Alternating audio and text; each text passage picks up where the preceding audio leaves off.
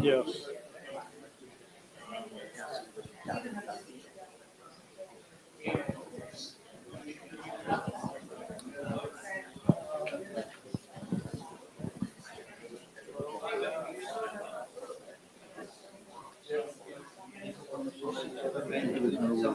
Facciamo i giusti e sì, dimmi gli ultimi 5 minuti.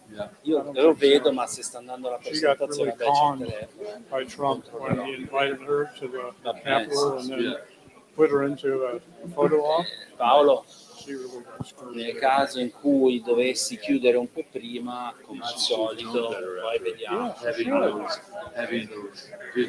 vediamo come va. Vedo ci sono tante persone, non ci saranno domande.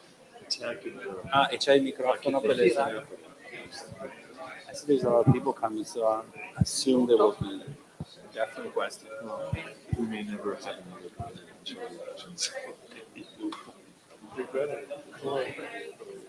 Vediamo solo che non vado in discussione.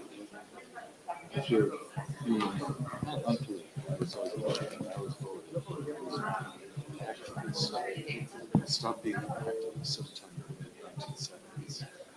Since 2018, Yeah. I've been working with the Democratic Party re-elect.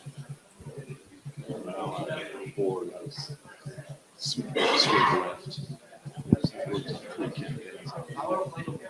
Okay. Just So,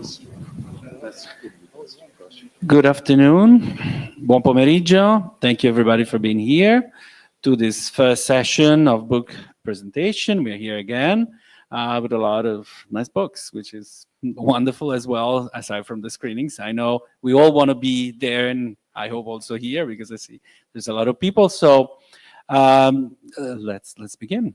The first book today is by Richard Abel, which has presenting a lot of books with us. I'm very pleased. It's called Exhibitor as Producer. And it is particularly interesting, I think, for many people, but for me as well, as is a topic that is, as far as I know, has been not practiced that much, and yet, meaning we don't know that much, and yet is very present when we do research, usually looking for movies of the era. We saw there is definitely was more than just what we see on the screen. So, Rachel, I pass the word to you. Thank you. Is this working? Yeah. Good. Well, I didn't know all that much about this either for quite a while. I think it's appropriate that I act as the prologue.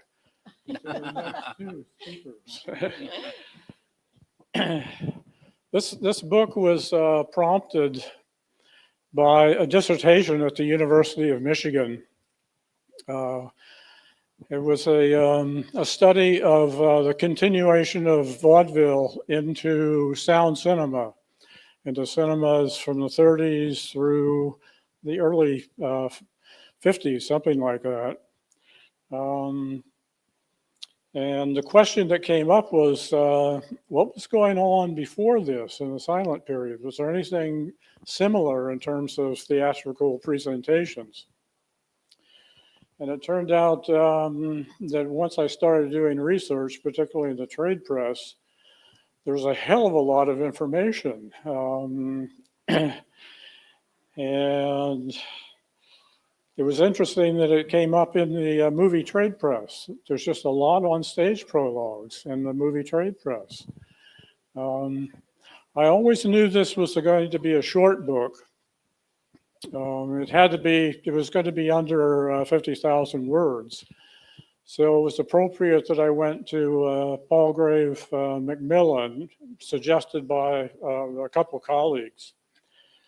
And it turned out to be the right choice, because not only could I get open access, but also they gave me 100 illustrations, which is extremely unusual. And it was absolutely necessary for this book, because stage prologues are even more ephemeral than the films. So I wanted to have as much visual material as possible in the book, just to give a sense of what stage prologues looked like. I suppose I have to answer the question of what the hell was a stage prologue. It was not a discrete theatrical performance like a vaudeville act. Very different. Because it always preceded the feature film. And it was always closely linked, or almost always closely linked to the feature film.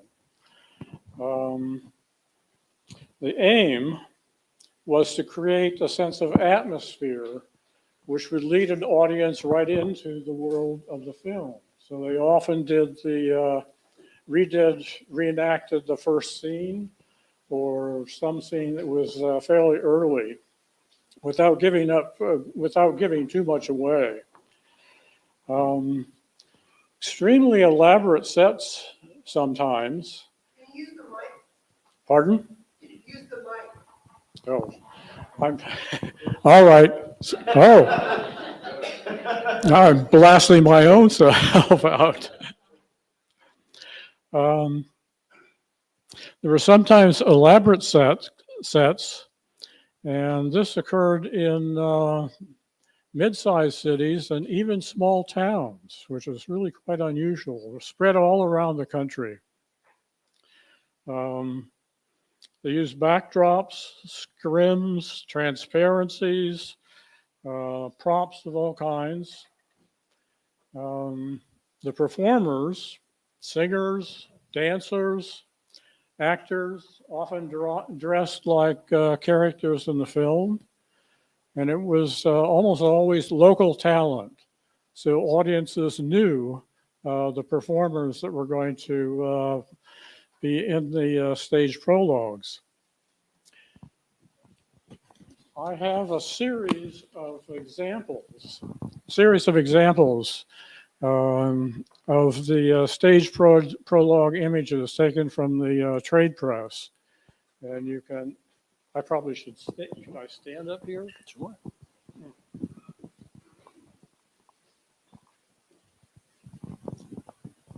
I don't know if you can see this. Yes, you can, right there. Yep. I'll get over there. This is from, this is a stage prologue for a film called Under Four Flags in 1918. This was at the Circle Theater in Indianapolis, Indiana.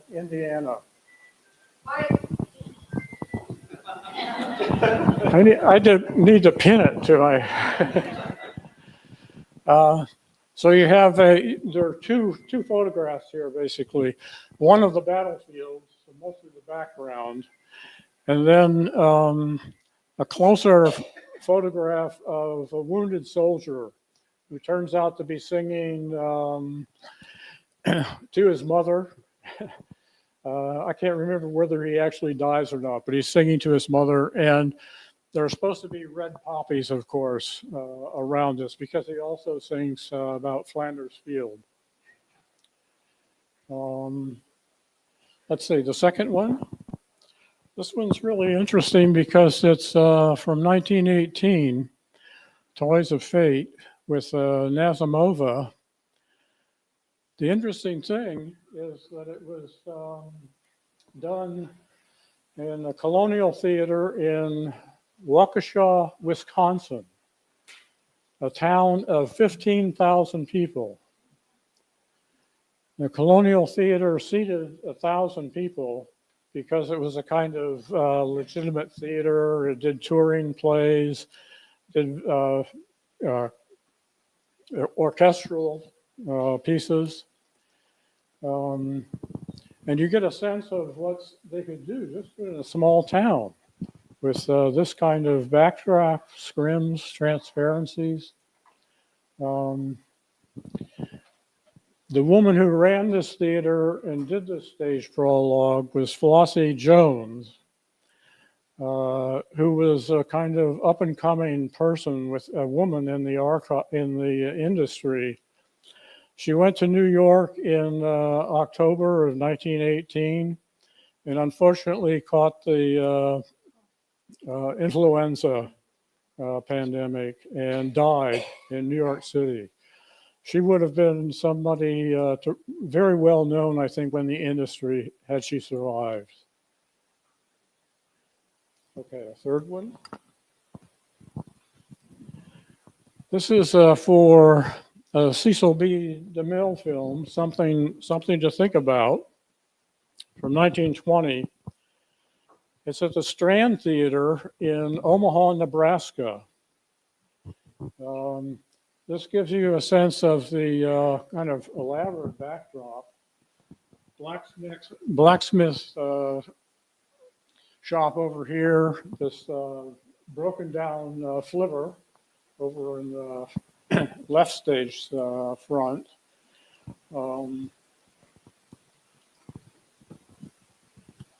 It's a good example, I think, of the kind of rural scene that they could use during this time. Okay.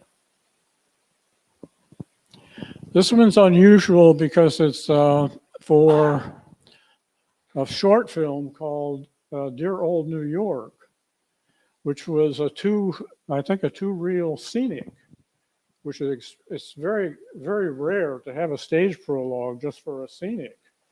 And a fairly elaborate sense of New York, two-story backdrop. You had all sorts of characters from one of the kind of ghetto areas, basically, Lower East Side of New York. And I think we could go to another. As this says, this is a Chicago theater, a big theater in Chicago. This is for The Girl of the Golden West, which was 1923, based on a popular Belasco play, which Kathy told me about. And it's a Western kind of bar dance hall. Again, awfully elaborate. But no more elaborate than a couple of the others in smaller cities.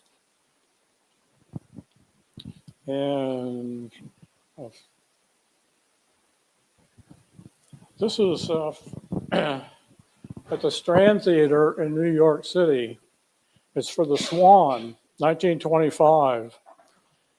And it gives you a sense of what they could do with lighting effects. So there are three phases, basically, of the stage prologue, beginning with the top. Then you're able to see some of the aristocrats inside dancing, and then they all come out for the end of the prologue.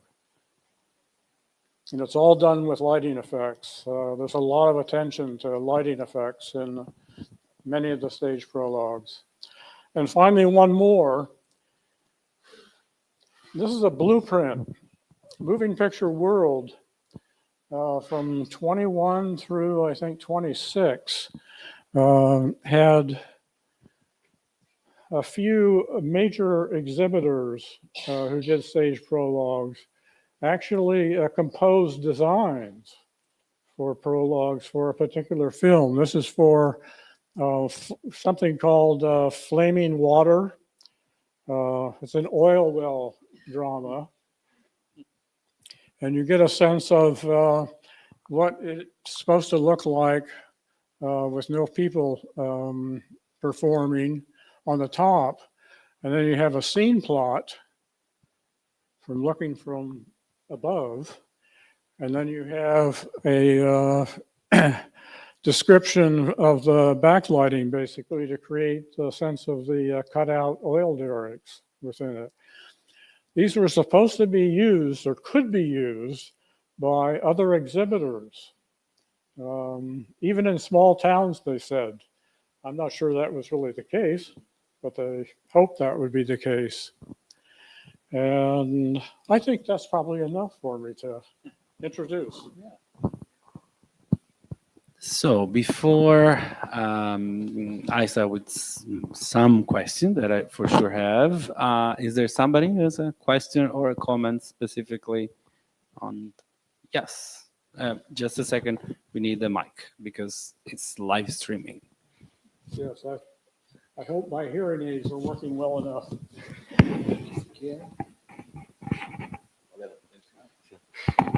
Thank you for the presentation. I have two small questions. First, how long the prologues usually were? And second, what about the opposite situation when there was a film prologue for theater stage presentation? That was hard to understand. Sorry. The timeline? Yeah, how long the presentations would? Oh, anywhere from 5 to 10 minutes, for instance.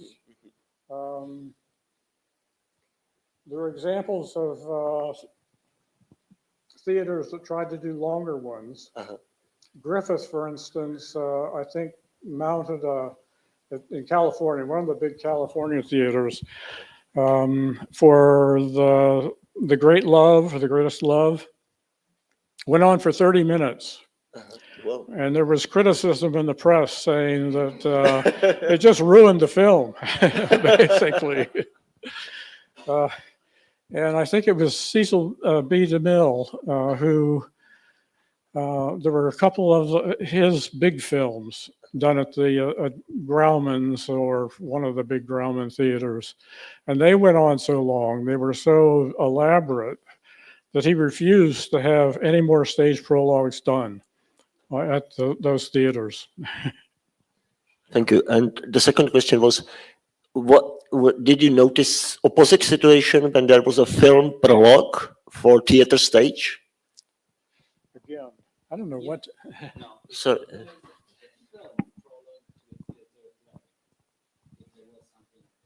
Yeah, the opposite of what you described, like a short movie Oh. theater. Before the stage prologue, there would have been, could have been a newsreel, there could have been a comedy, but they wanted to make sure that you wouldn't go from, let's say, a comedy or a newsreel right into the feature film. Yeah, but So- I meant well, prologue which has the same topic like the theater play afterwards. I mean, prologue in this case, the entry to the atmosphere, to the topic of the theater stage. Because I noticed some examples in Europe, so I'm curious if there is an example in America. Yeah. But there is a film which is about the topic, the stage which is going to be played. Yes. Yeah. I mean, sometimes you'd have the end of the stage prologue, there's be a scrim, and the film would be projected on the scrim to begin with. And sometimes there was a real correlation between the image on the stage and whatever in the film. And then the scrim would disappear, and it would be basically the screen. And they'd be removing some of the props, etc. Okay, thank you. Is there other question or comment? Yeah, over there. Just a second, we need the mic. Just a second.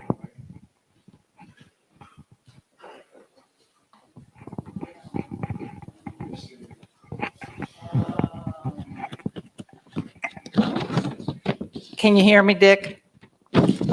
Yes. Yeah. So I was wondering, the prologue then is it an outgrowth of just staging around the film? I mean, because I think Bill Paul did some work on the issue of just sort of having a design around, the screen. But it always involves having live performers, the prologue. Yes. So who's taking the cost? Who's sponsoring this cost-wise and in terms of a model for them? Does the studio or the production company provide a model for what they want to see in these, or is it totally at the whim of the individual It's theater almost owner? totally the exhibitor, the theater manager. There were a couple companies that attempted even to create some sort of, touring, stage prologues, and those really just didn't work. It was too expensive. There were all sorts of transportation problems. So it was basically whatever local funding they could get, because there were often sometimes connections to department stores. There were fashion shows sometimes that were a stage prologue. So there were connections to the town or to the city quite often. And at least sometimes in the trade press, there are comments from theater owners and from audiences that they really preferred the stage prologue to the feature film. Because the feature film, I mean, if it was a kind of ordinary, in quotes, feature film, the stage prologue, particularly because it was local talent, local performers, people went to see their own performers who were coming out of either vaudeville or dance studios, whatever. Yeah. Yes, please. Yes. Yeah. No, I'm not. No? Yeah. No, Richard, that reminds me, I did a book on Saul Bass, and Saul Bass was, of course, famous for his pre-credit sequences. And there were at least some directors who then refused to hire Saul Bass again because critics continued to write that the credit sequences were better than the films that followed. Well, just a quick one. Why did you finish at the end of 1926? Were there no prologues in 27 or 28 or 29? I think that's still a question. I found some in 1927, but after that, I mean, the studios begin creating their own prologues basically to the films, and so you really didn't need any kind of stage prologue. I mean, a lot of you probably know or remember Footlight Parade, which stages 3 different prologues, 3 different theaters, elaborate. I mean, there are tracking shots all over the place. Those stage prologues in that film are simply a demonstration that the movies can do it much better than the stage could be, a stage prologue, than actually movie theaters in the silent period. One more question. I'm sorry, I've got the mic. Excuse me. One other. There is still a question of how often any stage prologue still continued. Let's say in small towns after 27, for instance, as you get a shift to sound cinema, and that's a kind of open question at this time. There's another question, if I can pick up from that, and that is, were there stage prologues in other countries? And if there were, I know there have been some in England, but they were often for the trade shows, except for Ian has found some. Pardon? Not correct. Yeah. But they weren't all that frequent, even in England. There is an essay, what is it, Judith Brown, I think? Something like that. I've seen a reference to at least one example in France, and there are some in Australia, which Victoria knows. But they're usually for the really big cinemas. One last question. So the prologues must have taken up a lot of space stage-wise. So films used to be shown in theaters where there was a proper stage. At some point, there was a shift of just having a screen only, and there wasn't room for a prologue. So do you know when about that shift was? No, because even in the large cinemas, palace cinemas, I mean, there were vaudeville acts that went on the stage was large enough to have musical numbers. I mean, Cab Calloway, Duke Ellington, etc., were really famous as stage acts, 30s into the 40s. In small towns, I think it would have been more difficult. It was really a slow process, I think, of shift from the focus from the stage onto the screen. It's only a little bit later that the screen becomes the important kind of a center of attention, basically, in cinemas. That's why it was interesting, this dissertation on the vaudeville acts that continued for a long, long time. And again, some of the, I mean, if it was Cab Calloway, Duke Ellington, et cetera, they were often more popular than the films that were being shown. Same thing as in the stage prologues in the 20s, let's say. Thank you. Thank you very much, Richard, and thank you, everybody. There was a lot, and I'm sure more, so maybe later at the cocktail you can keep on. So thank you again, Richard. And we're gonna switch to the next book. So here we have Chris Horak with us, which one of the two authors of this very interesting Enchanted by Cinema book, which is, again, about something we don't know, at least personally, I didn't know that much about. So I'm going to switch to the PowerPoint. So, Yeah, you want to? This one's not working. So this book, Enchanted by Cinema, is about Wilhelm Thiele, or William Thiele, a director that most Americans probably don't know or don't remember, but he is very prominent, was very prominent in German cinema. And for me, this book is kind of my career coming full circle, because as some of you know, I spent much of my career writing about German Jewish refugees who had to leave Berlin and Vienna because of Hitler and fascism, and ended up in Hollywood. And that whole project started for me in 1975 when I got an AFI Louis B. Mayer oral history grant. I had just finished my master's and interviewed about 20, 25 emigres in Hollywood, among them then William Thiele, who at that time was 90 years old and who would die within 3 months of me interviewing him in September of 1975.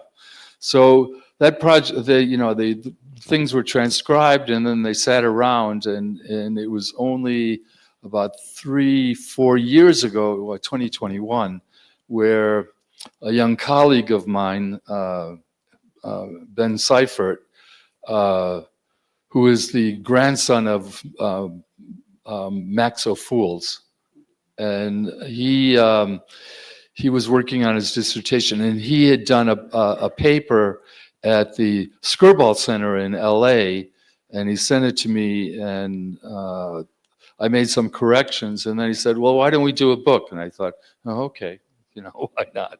And so that's how that project started. And the first thing we did, there was a conference in, I think it was December 23 at the Academy Museum on German speaking and or Viennese who ended up in Hollywood. So we did a presentation there, and then we acted as editors. We're not only the authors, we're the editors. We then went out and searched out individuals to write individual chapters. So the book starts with, after an introduction and a little prologue by two survivors, two relatives of Thiele, Linda Thiele and John Thiele, and then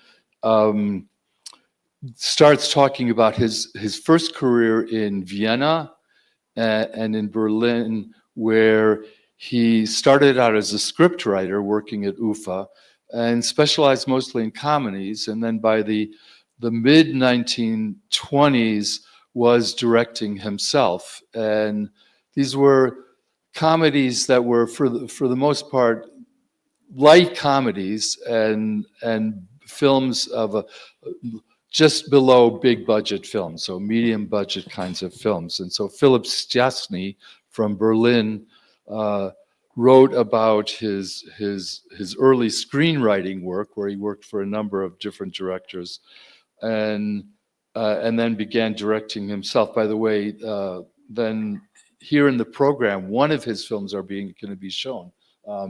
Die Dame mit der Maske, the girl with the mask, starring Lillian Harvey. And he is, in fact, one of the directors who really helped create what was called Traumpaar in Germany, the dream couple of Willy Fritsch and Lillian Harvey.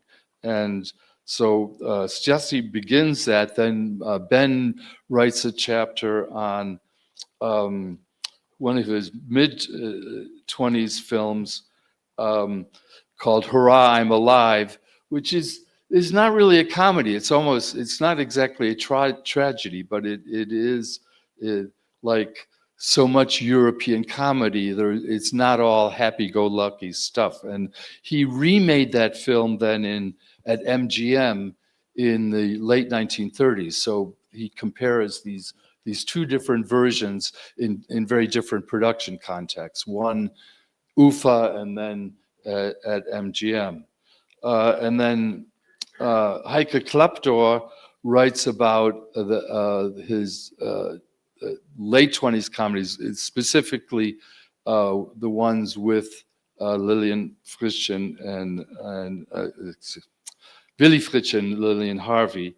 And one of the things we wanted to do in this book is not only follow his career, but also have, and excuse me, we're not allowed to say this in our new fascist America, but this book is still very woke. So she is writing from a specific feminist perspective on how the women in Thiele's films are always very, very strong women, and were always underappreciated.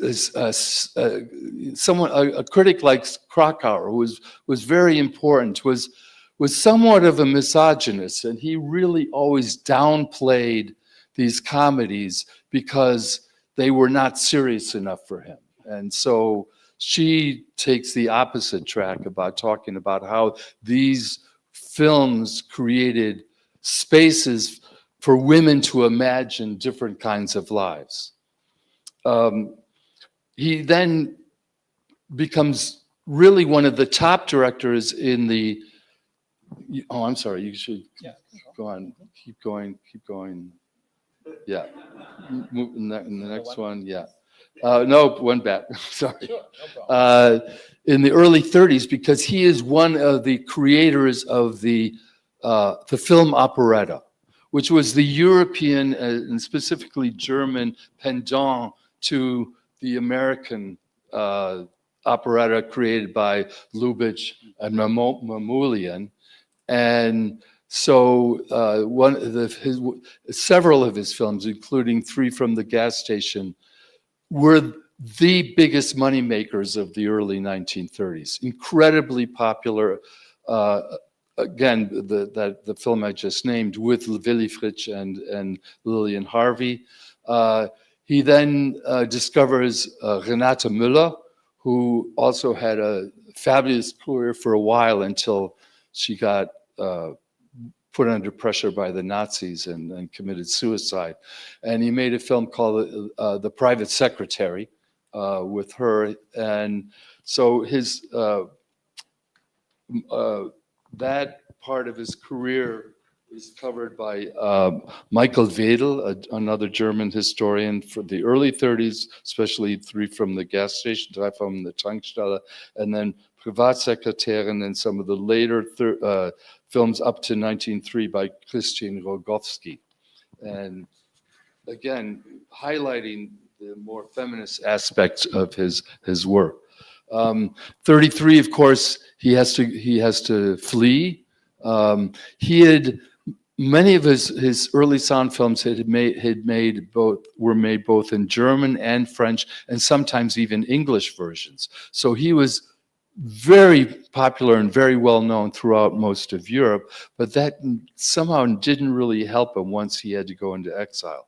His first film in exile is a film he made. He returns to Vienna, where he had started his career, and makes a film called The Grand Duchess Alexandra, which ended up being a kind of flop, but is interesting because it's a story of Russian exiles, and in that way mirrors his own biography as now someone who had been at the top of his game and at the top of his career, and then falls into homelessness and pennilessness.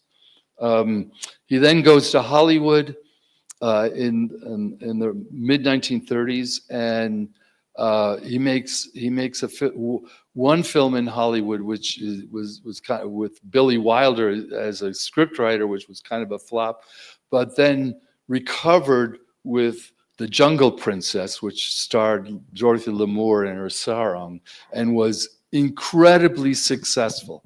And one would have thought that after that point, his career would have really taken off.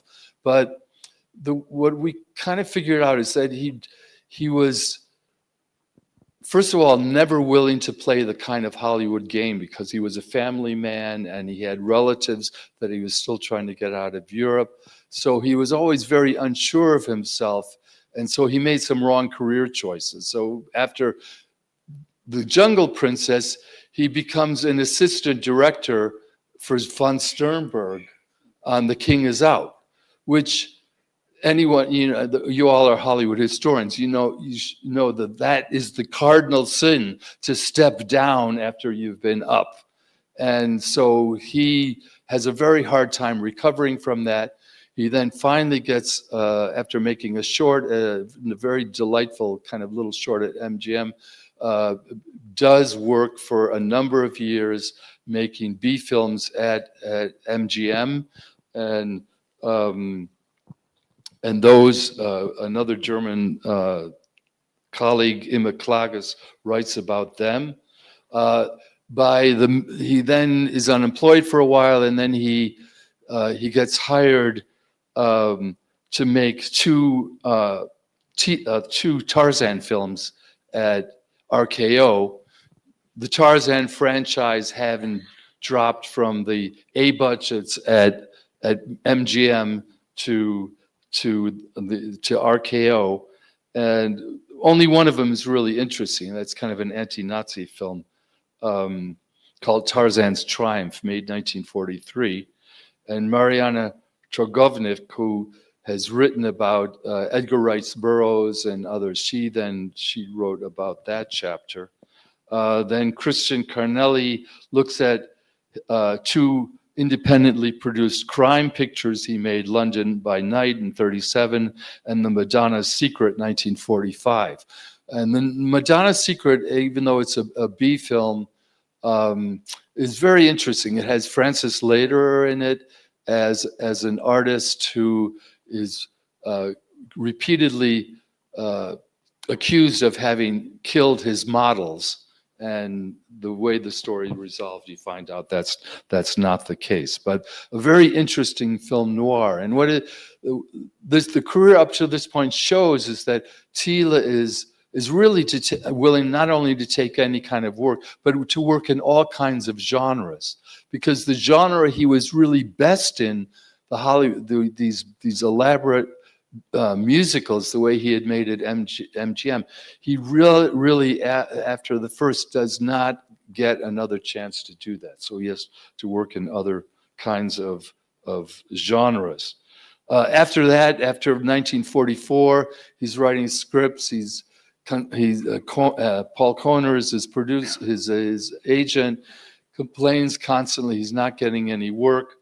So he ends up hooking up with Jack Chertok.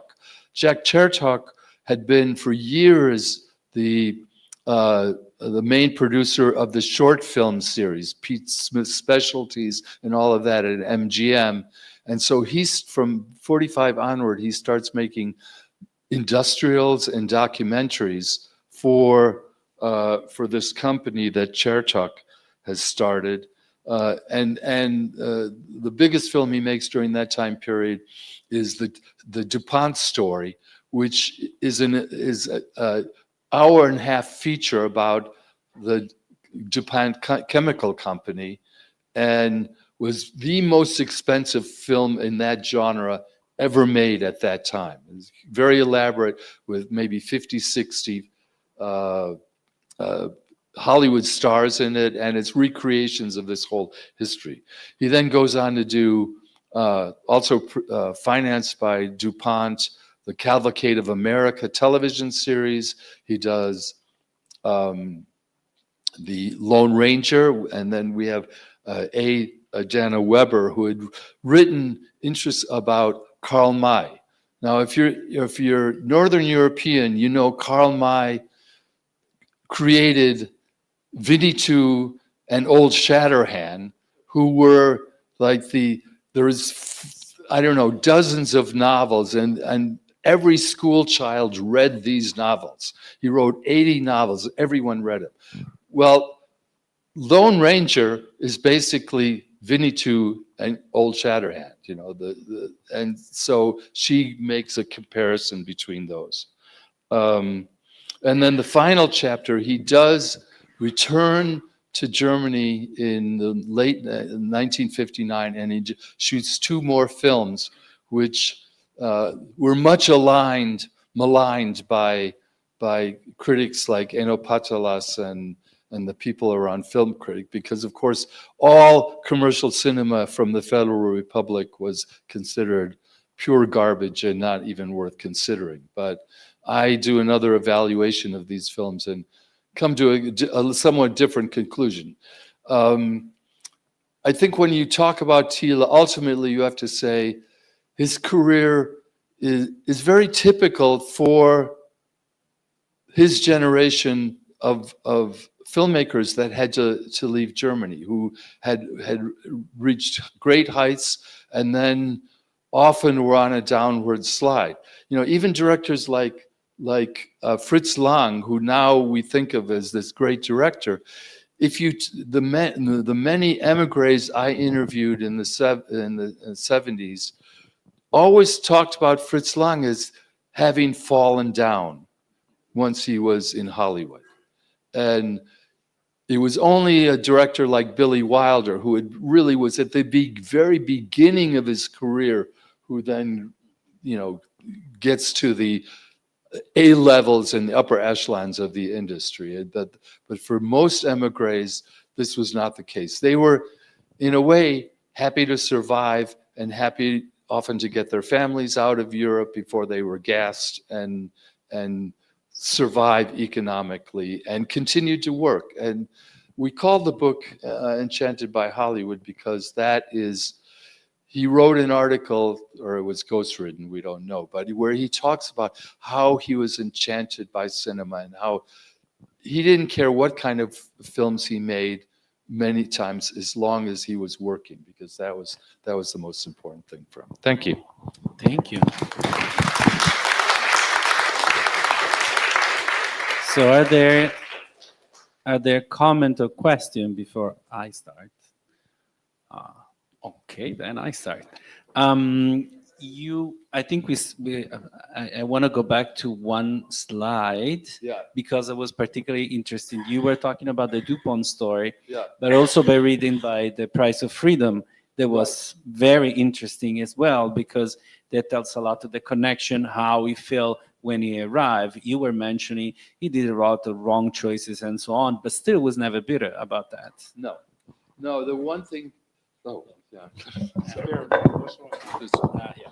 yes, I found, even when I interviewed him as a 23 or 24-year-old, it always surprised me that he was so in love with his craft. He was never bitter about his experience of having, had been kicked out of Germany and things. And The Price of Freedom is a short which won several prizes and is interesting because it's a story of a small town newspaper in Pennsylvania, and where the son of the publisher goes to Germany after the war, and from his uncle, who is German, hears about the experiences of journalists in under Nazism in the Third Reich. And he returns and wants to write a somewhat provocative political piece to get people, more interested in really supporting democracy. And his father says, no, we can't do it. We have to stay nonpartisan, and we can't get people riled up. But he is adamant, and he does then publish that piece. And so it's very much a piece about our civic duty to really support democracy, actively support democracy, not passively, because if you don't, things happen, and as we know now. And one added kind of personal comment for me, it's an irony that I spent my whole career writing about the victims of fascism, and I believe in them now living in a fascist country. So, And speaking of that, so we keep on with the theme. You were talking about the UFA years, the year when he's more popular, and he become popular, of course, in sound. Although then I have another note on Die Dame mit der Maske. Yeah. But on the UFA year as well, he's at the top of everything. And I would like you to tell a little bit more about that, how he become and how he becomes so. Well, for one, the kind of film operetta or musicals he was creating, the standard was, you have narrative and then everything stops dead to have couples sing songs. He developed a very different way of creating film narratives where the songs actually move the narrative forward, and without the songs there are holes in the narrative. So he's integrating song and music and story and action in a very new way that was not done before that, which, though, at the same time, because UFA of course also owned a gramophone company, allowed them to do cross promotions and marketing to sell the hit tunes that came out of those musicals. And last, unless there's some comment or question that come up about Die Dame mit der Maske. Yeah. Because, I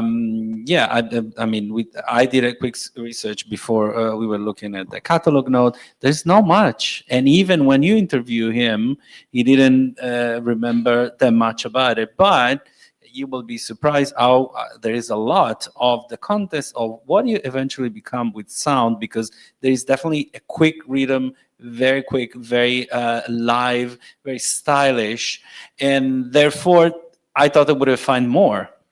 Yeah, well, he was. I mean, the thing is, he was a good cutter, and this is a constant. No matter what genre and no matter what the budget, very good at directing actors. So the acting, even in the lowest budget things, are always really top notch. Dame mit der Maske, of course, again, is so interesting because it is a story where the morality, the kind of European morality, is not something most Americans, especially at that time, would have accepted, where a woman may or may not be a prostitute, and there's a lot of ambiguity there, but she's still the heroine. So. Yeah, and also there is especially at the beginning, a lot of connection with the political time they were living, which is also very striking. Of course, even as you were saying, we're looking from today, I think, and I think that's why it's really, really interesting. He always did that. I mean, in Drei von der Tankstelle, 3 from the gas station, I mean, it begins, there are these 3 rich guys who find out that they've lost everything in the Depression and are suddenly penniless. And so then they build this gas station to survive financially. Thank you very much, Chris. You're welcome. Thank you. So now we pass to the next book.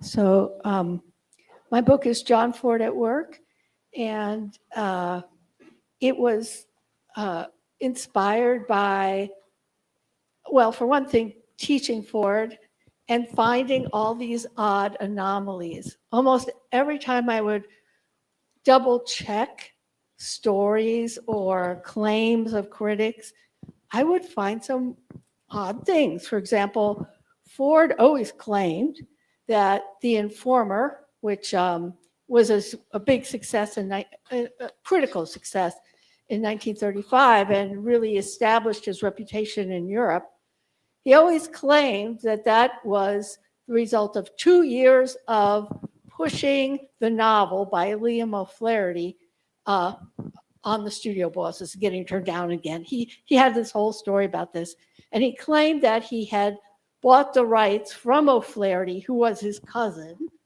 in 1932 when O'Flaherty was in Hollywood. So one day I just was lecturing on The Informer. I thought, oh, well, when was O'Flaherty in Hollywood? So I started to look that up. O'Flaherty wasn't in Hollywood in 1932. O'Flaherty didn't come to Hollywood till 1934. He came with a script of The Informer, looking to sell the rights, and didn't meet Ford until about 3 or 4 months into his stay. So, you know, there's a myth. Basically, I'm not saying that Ford didn't help him get the film made, but as a historian, dates matter, when things happened, who really did what under contract to who, all that really matters to me.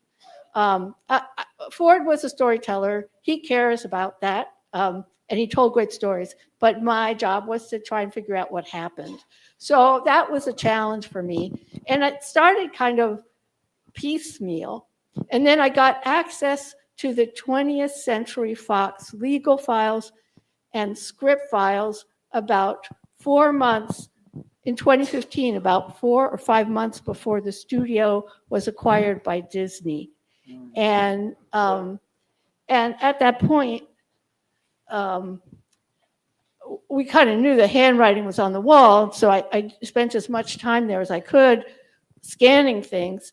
And that then I kind of had a mission, you know, I was a woman with a mission, because we don't know where those files are now. I hope they're, you know, being looked after, but it'd be a while before anyone sees them again. So I wanted to, based on, you know, primary document research, try and reconstruct how Ford's films were made in that period. And then the question is, what was the period? And I actually decided to focus on the 27 to 39, which is the moments when Fox, first of all, reaches its height of expansion. William Fox's expansion of the studio really begins in 25, but really by 27, 28, he's invested in sound. He has a brand new state-of-the-art studio. He brings Murnau to America under contract. And the other A directors at Fox, so Ford, Walsh, Borzage, their lives really change at that point. And so that's where I pick up the narrative. Can I take the next slide, please? So I'd like to show you this because this is the back of my cover, because the other point that I became more and more interested in as I worked was Ford's collaboration. So this is Ford and Burt Glennon, the cinematographer. Glennon shot The Prisoner with Ford. He made The Prisoner of Shark Island, Stagecoach, The Hurricane, Drums Along the Mohawk. So they made 4 films together. They made other films after the war, but this was made at the point when they're working at Goldwyn Studios. So after the hurricane, and probably as a advertisement for Stagecoach. That's the Mitchell camera they used to shoot Stagecoach, and it's one of the advantages of it was that it was extremely mobile, and there's a lot of camera movement in that movie, especially on exteriors. So, I mean, I chose this because it's a great picture. I love their suits, but also because it's Ford has this reputation of being a horrible boss, abusing people on set, all of which is true. I mean, none of that's a lie. But he also made very deep and important and long-lasting collaborations with Glennon, among others, Dudley Nichols, Harry Carey, and we're going to see one of the results of that, a new Ford film, The Scarlet Drop, which is a result of a collaboration between Carey and Ford. And these are, I mean, they worked out scripts together, they planned scenes together, and they worked together over many years. I mean, not for the whole career maybe, but for many years. And so I became very interested in tracing those collaborations. So that's another part of my project. So can we go to the next slide? So one of the problems was how to carve up Ford's career. I kind of decided to start at the expansion of Fox. I ended up ending in 39. And I kind of tried to divide up this period into four major little subsections. One is that expansionary period when Ford is assimilating the new studio, the presence of Murnau on the lot, and the transition to sound. So that's the kind of, it's a kind of high point of his career. It's a high point of William Fox's studio. And then the next part is on the beginning of Ford's freelance career. And he along with Walsh and Borzage, were all put on short, they had been on permanent contracts, long-term contracts to Fox. Ford worked at Fox from 1921 to 1931, and he never worked anywhere else. He not only worked on his own films, he staged battle scenes for Walsh's What Price Glory. He helped Fox re-edit films when they needed re-editing. He was a company man. And in the height of the Depression, he was, like other A-list directors, too expensive to keep under contract. So they would get short contracts for two pictures, and then they could work somewhere else for a while.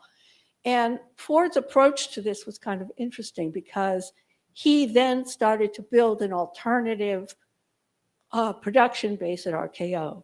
So this second section is about a moment when he's kind of rebuilding at Fox and also building a unit at RKO. And it's about the start of his freelance career, which culminates, of course, in the formation of Argosy in 1940. Which is the subject of my next volume, but not for this one. So then I talk about the merger in my mind, which is between Fox and 20th Century when Zanuck takes over the studio.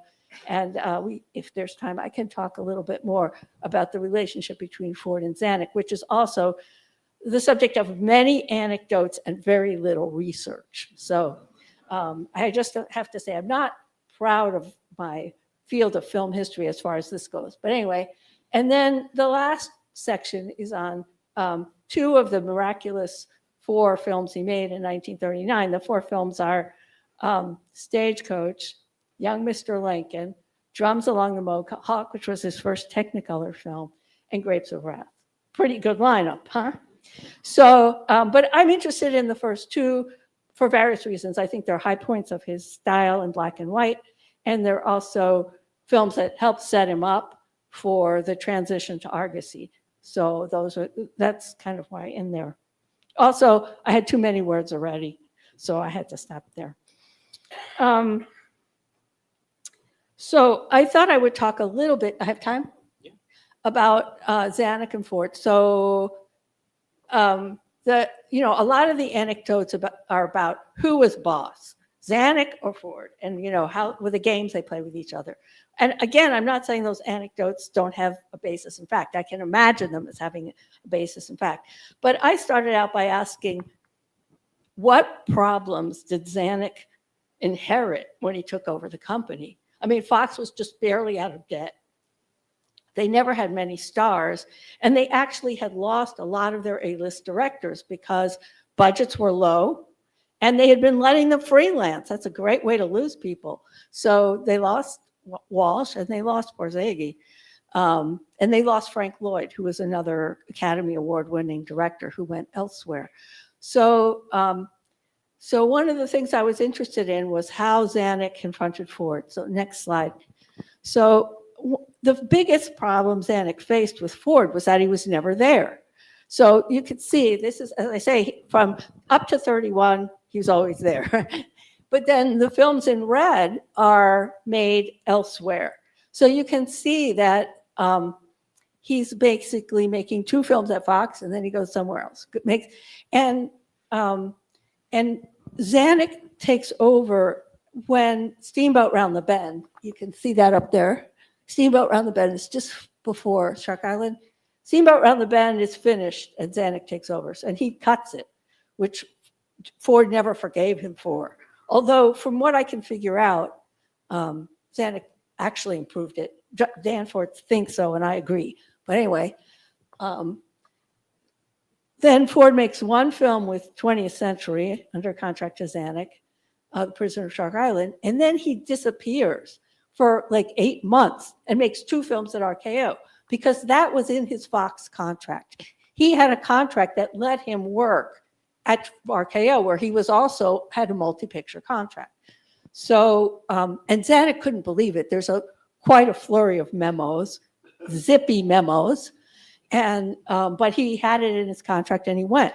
Moreover, when he finishes The Plow and Stars, he goes to Hawaii on vacation and he meets Goldwyn's art director, Richard Day, who's going to Pago Pago to search for locations for the hurricane. And I think Ford had his yacht and went with him. I can't be sure. That was certainly the rumor in the trade press. So Ford sends a telegram to Goldwyn and asks Goldwyn if he will ask Zanuck if he will release Ford for the hurricane because he wants to direct it. And he gets his way. But Zanuck says, well, you have to come back to the studio and direct a Shirley Temple movie, Wee Willie Winkie. So you could see Zanuck must have been going out of his mind. The guy, he can't keep the guy down on the farm. And so the contract of 1937 is really interesting. Zanuck rewrites Ford's contract. And no more of this 2-picture deals. He signs him for a 10-picture contract. And he does say he can make pictures with Wanger and Pioneer, which is how he gets a little bit of independent production, but not very much. So next slide. So you can see after he has this new contract with Zanuck, he only makes 2 outside the studio. He's also making a lot more money. I mean, that was a trade-off. If Zanuck was going to keep him at Fox, he had to pay him more money, and he did. Okay, so Zanuck ties him down, and Zanuck ties him down in another way. So next slide. Next slide. Thank you. So if you look at 1935, you can see that Ford is effectively functioning as his own producer. He's both at RKO and at Fox. He's purchasing literary properties. He didn't actually buy The Informer with his own money, but he convinced RKO to buy it. That much of the story is true. And he's preparing scripts with these adaptations with Dudley Nichols. They go off on the Ariner and they have these cruises. This is not the drinking cruises. Those are for after production. But the pre-production cruises are to write the script. So he's really preparing his own scripts. Okay, so next slide. But the first 2 films he makes under Zanuck are completely Zanuck projects. So The Prisoner of Shark Island was a Zanuck idea based on the letters of Samuel Mudd, who's the character the film is about. And then the next one is at the point at which Kipling was he was ill and ailing, and he died while the film was being made. Many studios were making Kipling adaptations at that point. And Zanuck had the idea of buying the short story, which is about a little British boy, English boy, whose family is in northern India and whose father is a colonel, and switching it to make it a Shirley Temple movie. And then he commandeered Ford. So you can see these are not Ford-generated projects. Nonetheless, and what's interesting is that Ford took these projects on and made them his own. And that's kind of an interesting thing about Ford's contract director period, is even when he didn't write the script, he could enrich it in ways that were very characteristic of him. So I just have 2 slides from Wee Willie Winkie. Okay, so one of the things in Zanuck's first complete draft, before Ford came on board, was that it was about Shirley Temple going to her grandfather, who's this colonel, an English colonel of a Scottish regiment in northern India. Okay, and Zanuck's script focuses on things which are still part of the film. I mean, they don't go away, of course. One of them is the relationship she develops with her grandfather, kind of a basic Shirley Temple narrative prototype. You know, you have the crusty old grandpa, you melt his heart, right? That bit. And then there's also a lot about Shirley Temple trying to protect her mother from the gossiping English women of the fort. And that plot was truncated by Ford in favor of something that he speaks out about in a story conference. Usually Ford did not say what he was going to do in story conferences with Zanuck. He just kind of played it close to the chest. But in this story conference, the first one, he says that he thinks there should be more shots from Shirley Temple's point of view. And, you know, no one takes him up on this. There's no rewriting of the script. But when you look at the film, it's clear that Ford developed a whole set of scenes which are about how this little American girl, and he's really conscious of her as a girl, imagines the fort, interacts with the soldiers, and becomes friends with a sergeant played by Victor McLachlan, who was a star that Ford had in his pocket, right? And so this is a scene where Shirley Temple's character, who's called Priscilla, is renamed Wee Willie Winkie by the sergeant. That dialogue is in the script, but the staging is Ford's. And what's interesting about it is this long take where they're walking down the parade ground and they're surrounded by soldiers who are drilling. And Shirley Temple walks, he has a swagger stick, she has a parasol, and they march together and they salute together. And you can see the soldiers in the background as they salute the officers in the foreground. So, I mean, you can see from this how he's kind of positioning Shirley Temple's fascination with the Scottish regiment. Next slide, please. So this is after her grandfather has a fit because she shouldn't be drilling with the soldiers. That's a breach of discipline. And so you see her, you know, she's confined to her mother's quarters. And here she's carrying a doll and an illustrated book. So again, you know, she's got gender appropriate toys. But she comes upon the soldiers, and this is, of course, a scene added by Ford. And they're getting a boxing lesson. This is Victor McLachlan has his back to camera, and he's showing everyone how to, and their skirts are swinging in the wind, their kilts. And then he comes to talk to her, and he's been told he can't play with her, and he's holding her doll, and he's very sad. He's kind of crying, but she says she doesn't want to play with her doll, and she wants him to teach her the manly art of boxing. And so even though he says he can't do that, he's been told not to, he's correcting her stance. So, you know, we get all this byplay between Shirley Temple and Victor McLachlan, which really takes over the film in a certain way, and which is part of, I mean, how Ford imagines this little American girl confronting the reality of the British colonial project. Okay, can we do one more slide? Yeah, yeah. So next slide. So Kipling's short story and as well as Zanuck's first draft have the British in a position of military superiority at the end when Shirley Temple ends up with the Pashtun tribesmen who are the enemies of the British. And the British, in the Kipling, the British regiment rides to the rescue and the Pashtun tribesmen just run away. But, and in this first Zanuck script, the problem is the British can't ride down on the Pashtun tribesmen because they're worried that they will kill Shirley Temple. But at some point in the pre-production process, Ford and art director William Darling, who was the Fox art director, go to the Iverson Ranch where this was shot on location, and they imagine a different ending. And the ending is based on this hill.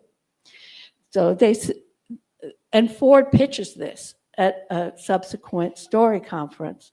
He says that they want the fort of the Pashtun tribesmen to be high and the British to be in a vulnerable position at the bottom of the hill. And this is the hill, basically. The Fox built the tower, and they built the walls and the gate. This is the gate at the top of the hill, which you can just see on this one. You can see that fretwork. And so they built elements into the rocks at the Iverson Ranch. You can still see where they anchored the set into the rocks.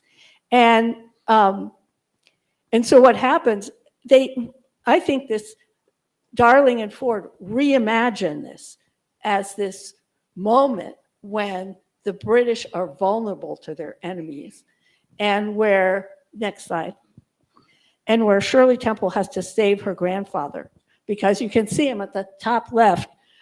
The grandfather's not going to march his regiment up those stairs. He knows they'll get slaughtered. So he comes up by himself, and then Shirley Temple sees him coming up. So there's a beautiful reverse angle. I mean, I'm not going to talk about how Ford was a genius. You just have to look at the pictures in my book. But you can see that reverse angle. It's really cool, right? And now he looks really tiny. And Shirley Temple is standing right at the gate, and she sees him. So she breaks out and she runs down to him. So now they're both out there. But the Pashtun leader is actually Cesar Romero. He can't shoot them. He just can't, he doesn't, he likes them. And he stops these guys from trying to put a boulder on them. So this is the beginning of negotiations. So Shirley Temple saves her grandfather. So there's kind of, first of all, there's a double reversal. One, the Pashtuns are stronger. And two, the rescuer is actually the child, the girl that everyone has told can't be a soldier. So it's quite an interesting movie, and I think it was changed substantially by Ford's imaginary investment in the eyes of that child, that girl. And that's what I really like about doing these production histories, is you get a sense, yes, he was sadistic, he was mean to people on set, but he really made scripts better, and people wanted to work with him, not because he was a nice guy, but because he made them better. Thank you.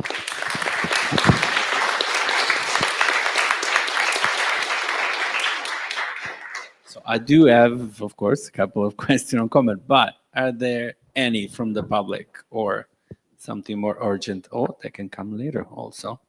Okay, they can come later.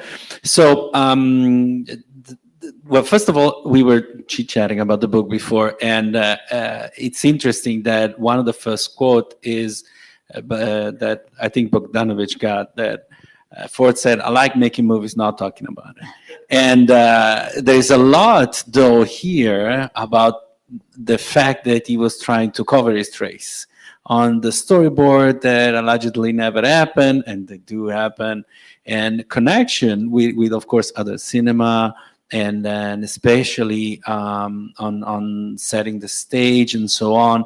And the things that I appreciate also a lot about the book, there is a lot of photos and quote and direct information, and everything seems very meticulous in the sense. So he tried to cover as much, but it was not very successful, I think. Well, I don't think he would have liked my book. But that isn't to say I don't respect him, of course. I don't think Ford cared about history the way I do. I mean, I don't think he cared to understand that we understand how the studio system worked in the 1930s. I don't think he loved making movies.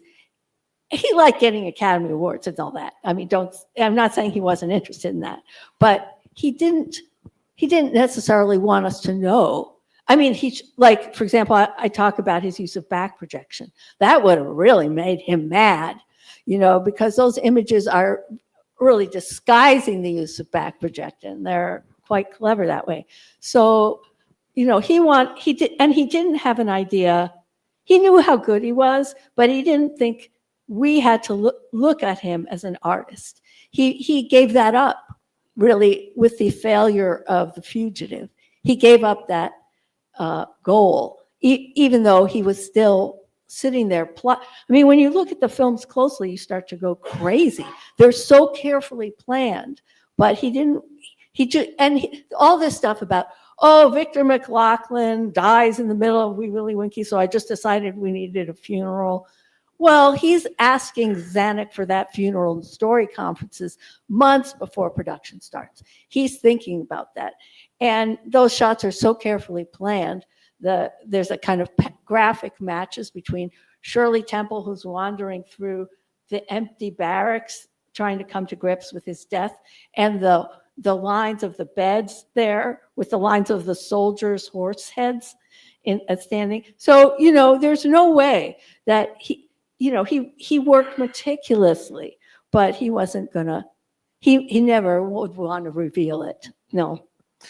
Yeah, and the other fascinating thing that you were clearly showing us, it was, of course, is being in and out of the system, of the studio system.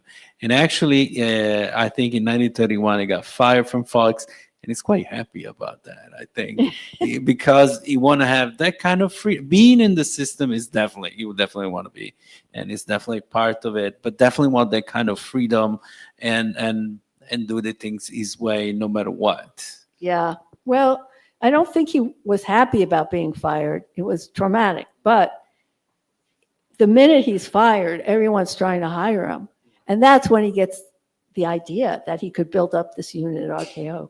Yeah. So yeah, that's the other thing that you explore in the book is the fact that, and you were mentioning it before, it's not only, we should not look only on his movies, but on the most general sense of what he brought to the cinema in general, and to movies that he didn't direct, on other things he didn't do, but he was, trying to improve and be part of it. Yeah. Yeah. He just liked making them. Are there any? Oh, yeah. There's a. Oh, you want? Yeah. Yeah. First, if you want. No, I have to say something about my thing, so finish this. Okay. Yeah. There's a couple of questions. Yeah. Yeah, okay.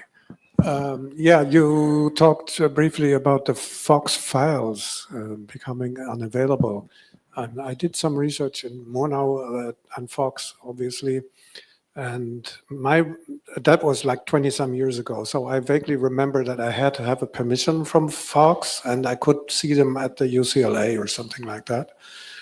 Are these files now no longer at UCLA and no longer available? They're not at UCLA. They're somewhere. They went with the files, the films, and the photographs all went to Disney. Shit. Yeah. Yeah, you talked about the Informer a fair bit. Would you say that the treatment that Ford gave was very different from the one that Robeson made in 1929? Pardon? Was it very different, the treatment that Oh, Ford yeah, did yeah. to Robeson's treatment Yeah, the from British one. 29? Yeah, And right. I think it was. The British one is a terrific movie. I like it a lot. The thing about the British one is it makes Jippo a more heroic character. I mean, he's not as educated maybe as the people that he's working with, the rebellious group that he's working with. I don't know if it's named in there as the IRA, but anyway, he's not as well educated, but he's an upstanding man, and he informs out of jealousy, misplaced jealousy, and he feels great remorse about that. And he's kind of just an upstanding person. Whereas McLaughlin's Jippo is a drunk. He's a slob. He hangs out with a prostitute. Whereas, the girl in the British one, who's great, I forget the actress. She's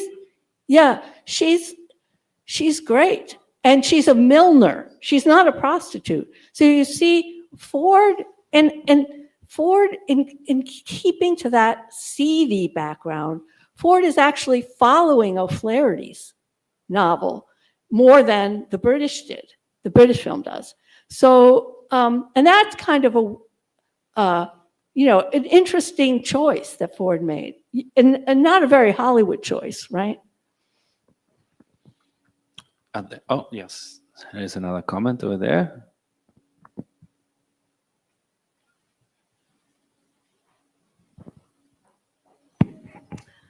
I'm particularly interested in Ford's relationship with his screenwriters, because he worked with some of the best screenwriters in Hollywood at that time.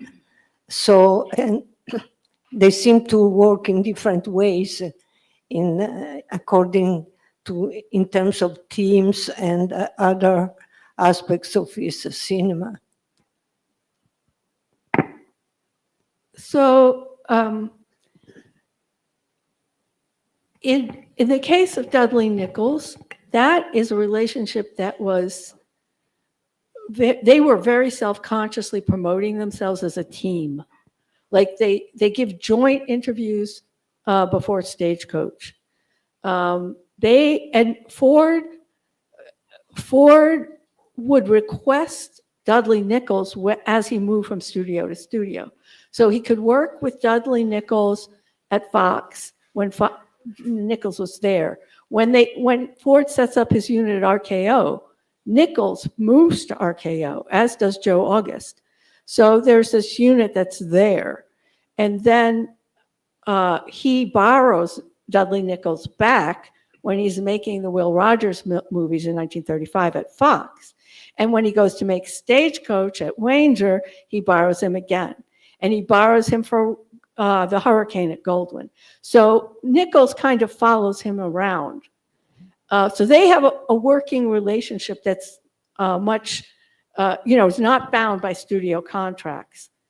What happens at 20th Century Fox under Zanuck is that Nichols never works with Ford there. In other words, Zanuck keeps control of script development. And I guess I think much more than I ever did, that script development is not just the script. Script development is a group process. It involves people thinking about sets, locations, casting, and that whole process needs to be understood rather than thinking about an isolated script. Because what I found most informative was when I had the whole run of scripts and I had the story conference notes, and I could see the script evolving. And a lot of different people had input. Ford didn't always have a lot of input at that stage, especially under Zanuck. I think he played his cards close to the chest. So he would decide to cut something, but he wouldn't tell everybody he was going to cut it, but he just wouldn't shoot it. Thank you very much, Lea. Last. Okay, yes, Paolo, thank you.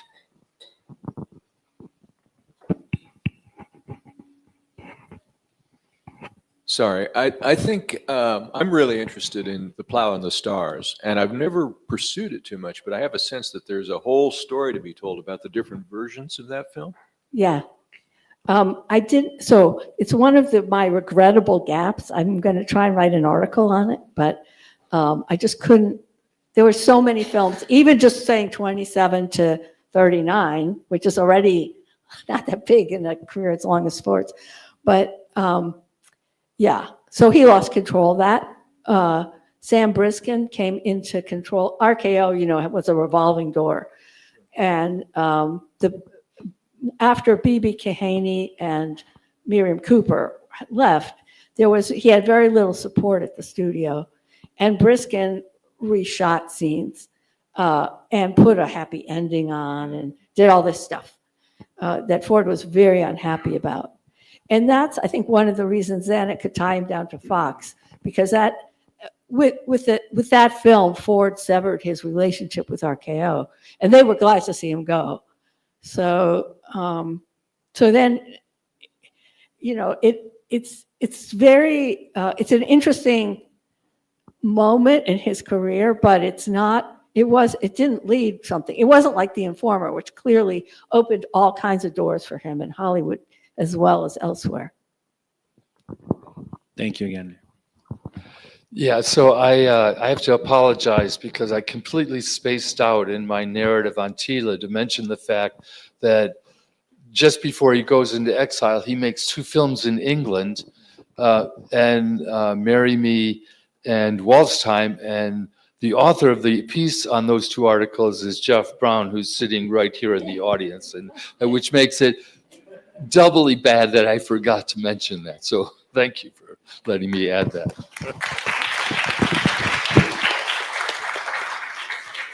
So thank you, everybody, and thank you to all the authors that were here. Definitely see you tomorrow for more book presentation. Thanks again.